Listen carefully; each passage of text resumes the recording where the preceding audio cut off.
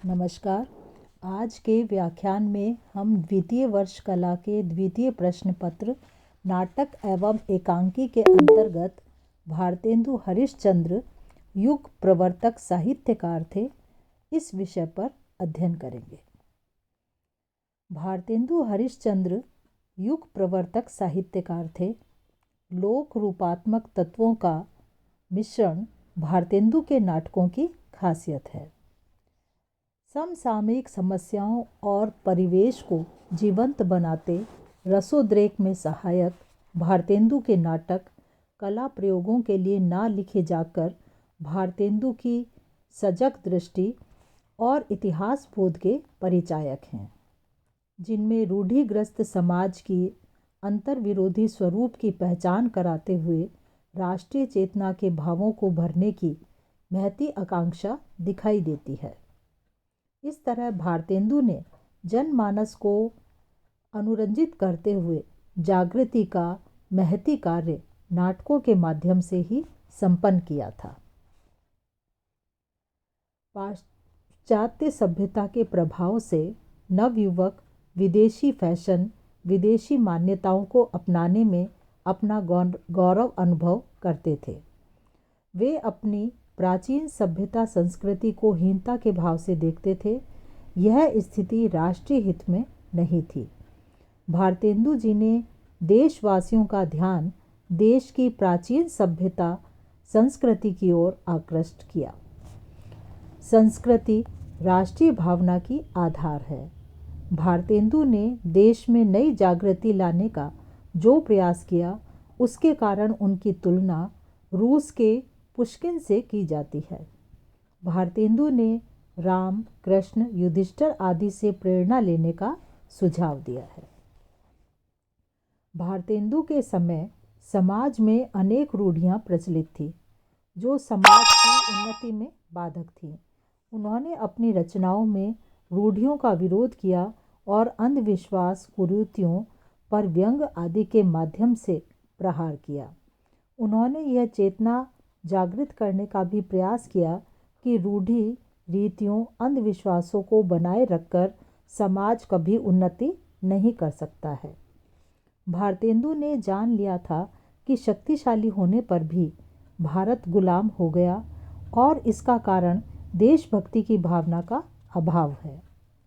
आपसी फूट, मत मतांतर, जाति पाति, छुआछूत आदि बुराइयों से मुक्त होकर सभी देश हित का ध्यान रखें, संगठित रहकर प्रयास करें तो स्वतंत्रता प्राप्त की जा सकती है। ऐसी चेतना जगाने का उन्होंने प्रयास किया।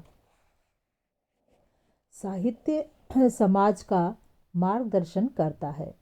भारतेंदु ने पराधीन तथा रूढ़ि रीतियों से ग्रसित देशवासियों का मार्गदर्शन करने वाला साहित्य रचा। ये बहुत बड़ा काम था।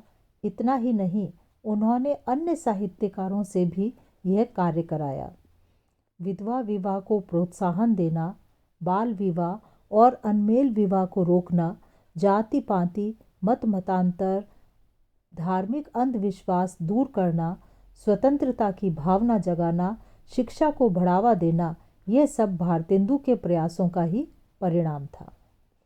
भारतेंदु ने 34 वर्ष के छोटे से जीवन काल में हिंदी गद्य और पद्य की अनेक विधाओं का सूत्रपात किया। गद्य की प्रधानता के कारण आधुनिक काल गद्य काल भी कहा गया है।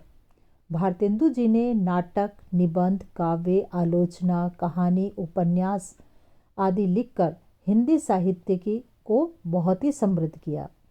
उन्होंने कवि वचन, सुधा, हरिश्चंद्र मैगजीन और बाल बोधनी पत्रिकाएं भी प्रकाशित की।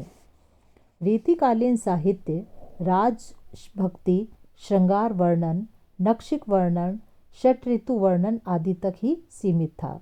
भारतेंदु के प्रयास से विधवा विवाह, बाल विवाह और अनमेल विवाह निषेध, रूढ़ि रीतियों के विरोध, शिक्षा, चरित्र निर्माण, राष्ट्रभाषा, स्वदेश प्रेम आदि विषयों पर भी खूब लिखा जाने लगा।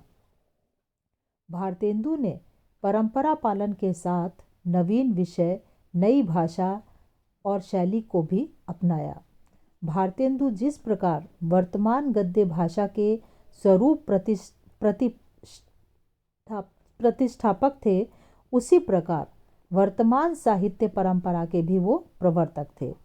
वे सरल वाणी के अत्यंत सरस हृदय कवि थे।